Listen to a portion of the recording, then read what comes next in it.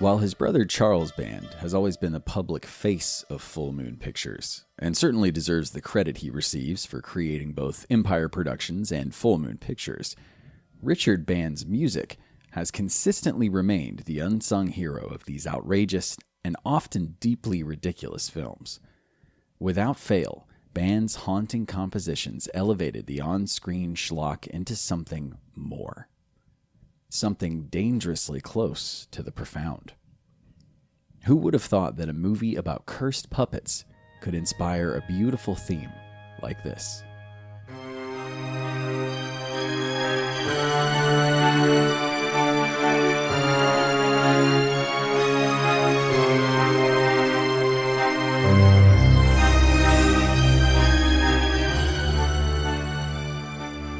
If you know anything about Charles Band's wild and unique upbringing, then you know Richard's story as well. Their filmmaker father, Albert Band, moved the boys to Italy when Richard was 7 and Charles was 9. They spent their formative years enmeshed in the filmmaking world and the artistic counterculture scene that was all the rage in 1960s Italy. Although the filmmaking bug bit his brother Charles early, Richard was always drawn more to the world of music.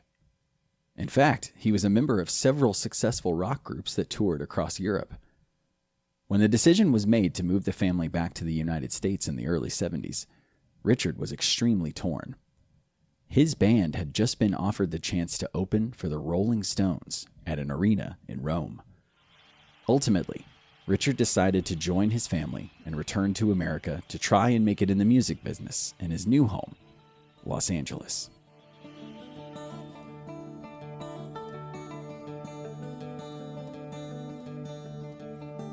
Sadly, Richard found his new home packed to the gills with musicians just like him who were looking for their big break. Discouraged, Richard started working more with his brother Charles, first as an assistant director, but eventually in the role that would prove to be his calling, composer. Richard went to music school to receive formal training and ended up befriending Joel Goldsmith, son of legendary film composer Jerry Goldsmith, who presented him with his first music score opportunity. He and Joel would co-score the Charles Band-produced cult classic Laser Blast. Their budget? $1,000.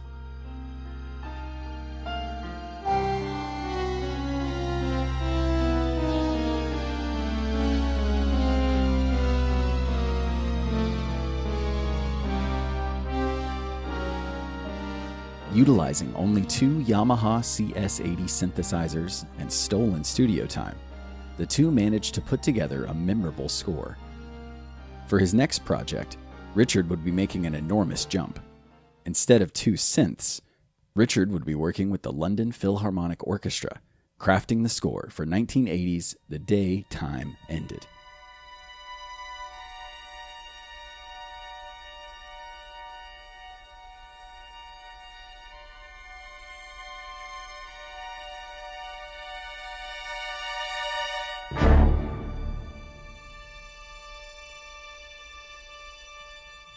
Once again produced by his brother Charles, the film starred Christopher Lee and is universally considered not that great. Despite the low quality of the film, Richard's score for the film is stellar and provides the first example of how his music could elevate the sometimes questionable quality of his brother's films.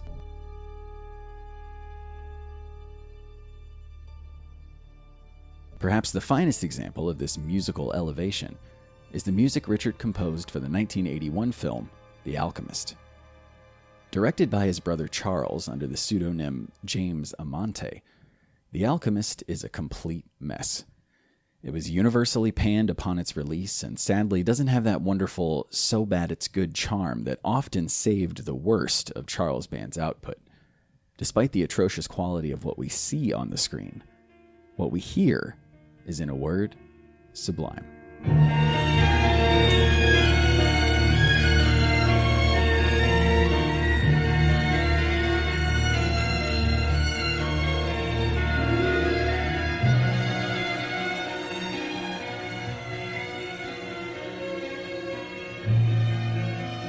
Obviously, his brother felt the same, as he would reuse music from this score in 11 other films belonging to both his Empire era and his later Full Moon era.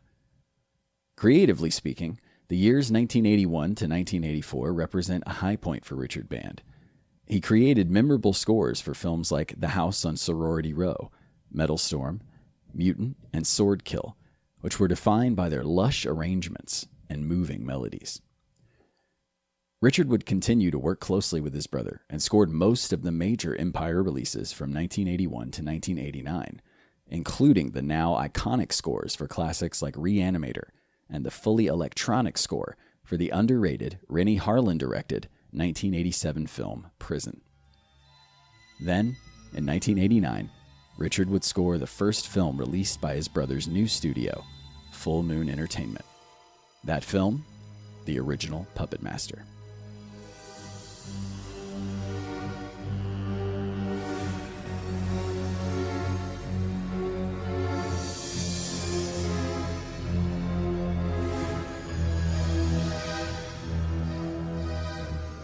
Like the score for The Alchemist, Richard's brother Charles would reuse cues from this score in all the subsequent Puppet Master films, ensuring that viewers would always link Andre Toulon's puppets with Richard's music. Puppet Master became Full Moon's flagship franchise, and Richard Band became the studio's go-to composer. He would provide music for more than 30 films under the Full Moon banner, and continues to work in both film and television.